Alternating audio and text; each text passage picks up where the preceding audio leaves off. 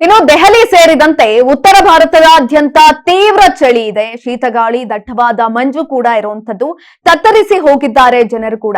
ದಿನದಿಂದ ದಿನಕ್ಕೆ ಹೆಚ್ಚುತ್ತಾ ಇದೆ ವಾಯು ಮಾಲಿನ್ಯ. ದೆಹಲಿಯಲ್ಲಿ ಮುಂಜಾನೆ ಶೂನ್ಯಕ್ಕೆ ತಲುಪಿರುವಂತದ್ದು ತಾಪಮಾನ. ಸದ್ಯ 7 ಡಿಗ್ರಿ ಸೆಲ್ಸಿಯಸ್ ನಷ್ಟಿದೆ ತಾಪಮಾನ ಅಲ್ಲಿ. ದೆಹಲಿ ಸೇರಿದಂತೆ ಉತ್ತರ ಭಾರತದಾದ್ಯಂತ ಈಗಾಗಲೇ ತೀವ್ರ ಚಳಿ, ಶೀತಗಾಳಿ, ದಟ್ಟವಾದಂತಹ ಮಂಜು ಇದೆ. ಈ ಒಂದು ಸಂದರ್ಭದಲ್ಲಿ ಜನರು ಕೂಡ ತತ್ತರಿಸಿ ಹೋಗಿದ್ದಾರೆ.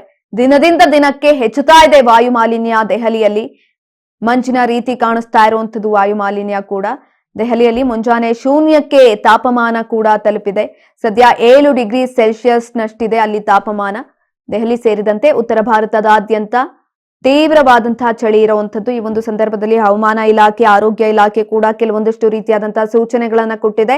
ಆ ಸೂಚನೆಗಳನ್ನ ಕಟ್ಟುನಿಟ್ಟಾಗಿ ಪಾಲಿಸಬೇಕಾಗುತ್ತೆ. ಯಾಕಂತ ಅಂದ್ರೆ ಚಳಿ ಬಂದಂತಹ ಸಂದರ್ಭದಲ್ಲಿ, ಚಳಿ ಇದ್ದಂತಹ ಸಂದರ್ಭದಲ್ಲಿ ಆರೋಗ್ಯ ಸಮಸ್ಯೆಗಳು ಕೂಡ ಹೆಚ್ಚಿನದಾಗಿ ಕಾಡೋದ್ರಿಂದ ಸ್ವಲ್ಪ ಮಟ್ಟಿನ ಎಚ್ಚರಿಕೆ ಅಗತ್ಯವಾಗಿ ಬೇಕಾಗತ್ತೆ. ಇನ್ನು ವಾಯು ಮಾಲಿನ್ಯ ಕೂಡ ಜಾಸ್ತಿ ಆಗಿದೆ ದೆಹಲಿಯಲ್ಲಿ.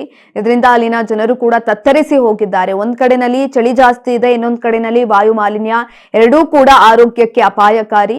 ಈ ನಿಟ್ಟಿನಲ್ಲಿ ಆರೋಗ್ಯ ಇಲಾಖೆ, ಹವಾಮಾನ ಇಲಾಖೆ ಕೊಡ್ತಾ ಇರುವಂತಹ ಸೂಚನೆಗಳ ಮೇರೆಗೆ ಇರಬೇಕಾಗತ್ತೆ. ಯಾಕಂತ ಅಂದ್ರೆ ಆರೋಗ್ಯವನ್ನ ಕಾಪಾಡಿಕೊಳ್ಳುವಂಥದ್ದು ಜನರ ಹಕ್ಕಾಗಿರೋದ್ರಿಂದ ಇದೀಗ ದಿನದಿಂದ ದಿನಕ್ಕೆ ವಾಯು ಮಾಲಿನ್ಯ ಕೂಡ ಹೆಚ್ಚುತ್ತಾ ಇರೋದ್ರಿಂದ ಸ್ವಲ್ಪ ಮಟ್ಟಿನ ಎಚ್ಚರಿಕೆಯ ಅಗತ್ಯತೆ ಹೆಚ್ಚಿನದಾಗಿದೆ.